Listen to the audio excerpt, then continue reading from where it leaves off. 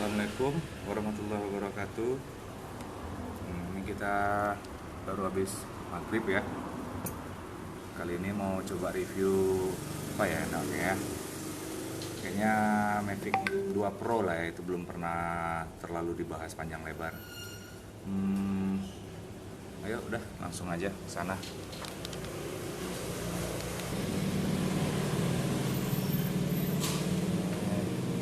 Mavic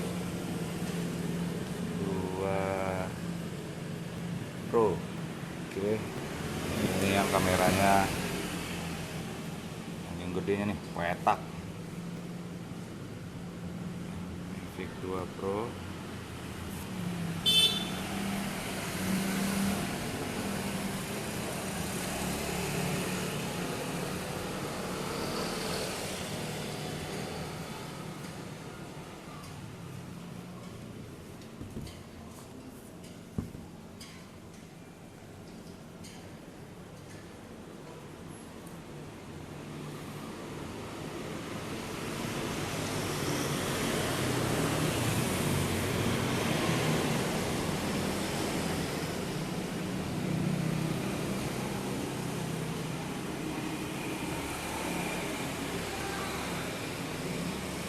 Oke, cukup menampilkan busnya. Yap. Bismillah. Aduh, kita mulai dari awal aja. Mavic 2 Pro ini kayaknya udah keluaran 2 tahunan ini lah ya. 2 tahun apa jalan 3 tahun, saya lupa ingat. Tapi ini masih worth it banget loh. Kameranya terutama. Ini super kameranya, Hasselblad 1 inci. Sensornya, CMOS-nya, bukaan kameranya gede banget, strukturnya keren, sensor anti tabraknya keren. Kalau level anginnya ya jangan ditanya lah, DJI buatannya insya Allah rata-rata aman lah soal anginnya. Nah ini dia, Hasselblad 1 inci sensor kamera. Artinya kameranya itu udah punya sensor 1 inci ya. Bukaan kamera itu udah gede banget. Otomatis kalau gelap, kurang cahaya, minim cahaya itu masih mirip kayak Phantom lah. Itu pada intinya. Phantom kalau terbang gelap itu dia masih bisa melihat lah, masih bisa nampak. Minimal tadi itu remang-remang ya kelihatan. Jadi kita tetap bisa lihat objek di dalam gelap. Nah, malah ini banyak saya lihat juga di YouTube, di sosial media itu seperti Instagram atau Facebook. Hasil kamera malamnya, wow, luar biasa banget ini. Ini drone masih worth it sampai hari ini. Ini baru, drone bekasnya belum ada yang kita jualkan. Mungkin masih sayang ya, kalau dulu ini wow banget ini. Nah ini nih 4K 10 bit HDR video, sudah resolusi 4K dengan bit HDR nya itu 10 bit untuk yang video ya. Oke, udah dari kunci nih fokusnya. Oke, kunci lagi, malah nggak zoom sih ding. Nah apa lu ding, oke gua nih.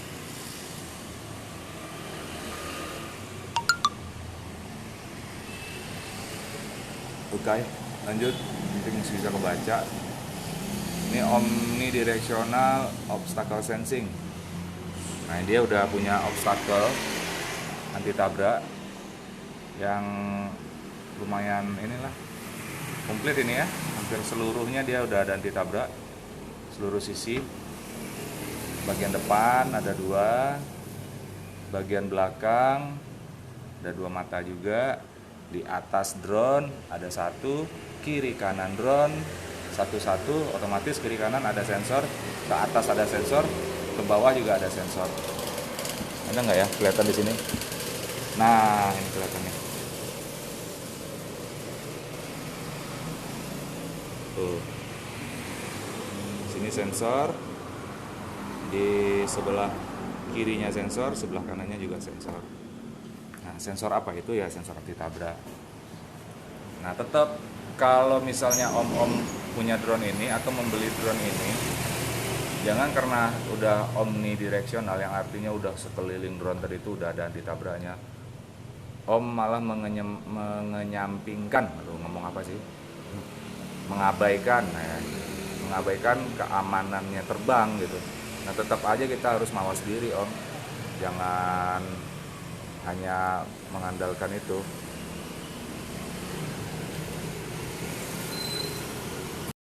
Jadi cerita sensor di DJI, bukan DJI ini aja Om ya, di seluruh DJI itu bakal otomatis tidak aktif sensor anti tabraknya apabila, nah ini perlu diingat ya, apabila gelap atau remang-remang, minim cahaya, atau modus anti tabraknya lupa diaktifin tuh. Iseng misalnya main di indoor biar agak leluasa, nggak bunyi tatit dimatiin sensornya. Nah itu juga kalau lupa itu bisa bahaya juga. Jadi intinya ada nggak ada sensor, tetap kita pilotnya yang harus lebih hati-hati. Nah ini bukan drone mainan lagi kan, harganya sayang kan, barangnya nih lumayan bagus juga gitu Om ya. Oke lanjut. Nah ini di sini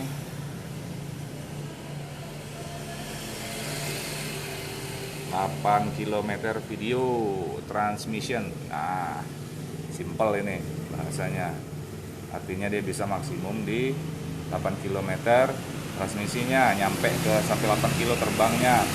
Nah kebetulan ini si drone-nya ini C-mode, CE mode, itu hanya maksimum saya rasa ya, kalau untuk di kota itu 1,5 kilo apa 1 kilo itu udah maksimum banget ya. Jadi bukan patokan spesifikasi yang tertulis di dus itu adalah mutlak harus segitu, tergantung lokasi kan.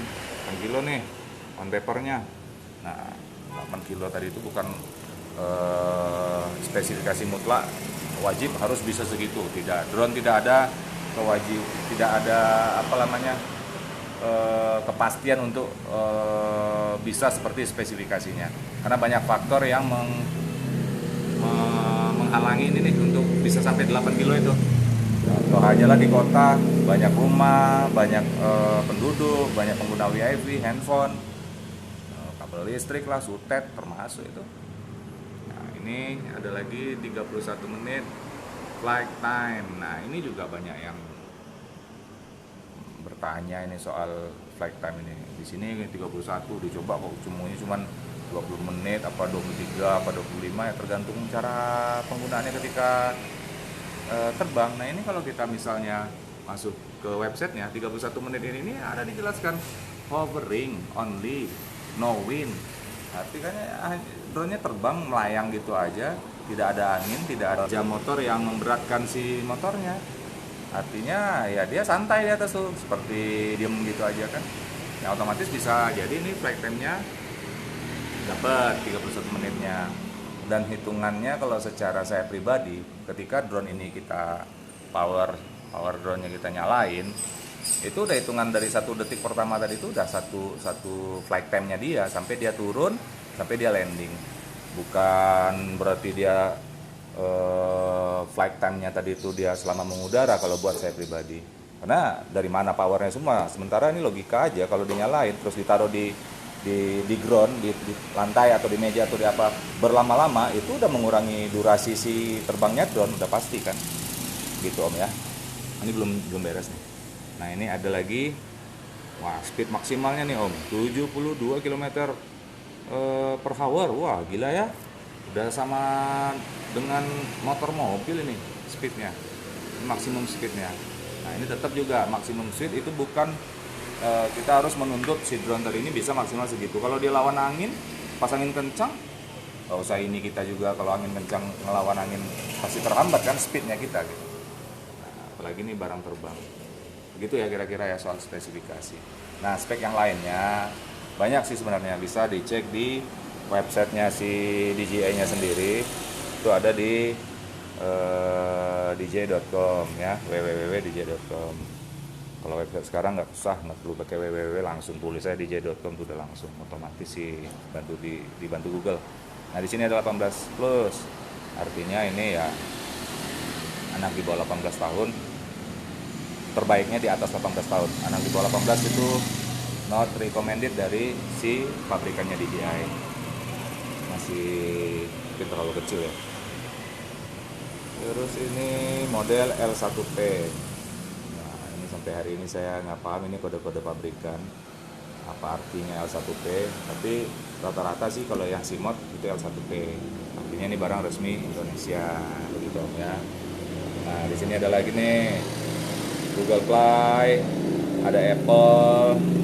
Nah ini aplikasinya DJI Go 4. Ini untuk scan barcode-nya kalau kita mau download aplikasinya, cocok di App Store dan di ada aplikasinya di App Store dan di Google Play. Ini iMac Movie, Final Cut X Pro. Nah ini untuk di Mac Pro apa di MacBook atau di Apple komputer lah gitu ya. Nah ini software editingnya, itulah kira-kira Om ya. Ini kayak mata agak susah nih, kecil banget. Nah CE modenya CE. Nah ini dia. Jadi di sini nih kalau yang CE itu inilah dia nih CE mode. Nah, RVHS berarti ini semua sertifikasi keamanan buat konsumennya nih udah terverifikasi, udah teruji, udah ya artinya udah aman lah buat kita pengguna. Artinya ini diluncurkan bukan begitu-begitu aja terus ada di pasaran Om ya. Oke. Ya. Oh. Nah, view-nya sini polos. Oh, ini ada tipenya. Bisa di zoom ya. Bisa. Nah, Mavic 2 Pro EU. Nah, EU ini sama dengan Europe ya. Artinya universal lah. Ini untuk Indonesia tuh dan Eropa itu sama pakai CE mode. Ini ya. Oke Om ya. Global RC Drone Pekanbaru. Mavic 2 Pro nih ready, ada R2S, Phantom 4 Pro versi 2 sama Phantom 4 Pro Plus versi 2. Phantom 4 RTK, Inspire 1 tuh ada yang bekas juga. Masih belum keluar tuh unitnya. Yang mau jalan-jalan ke toko, mau ngobrol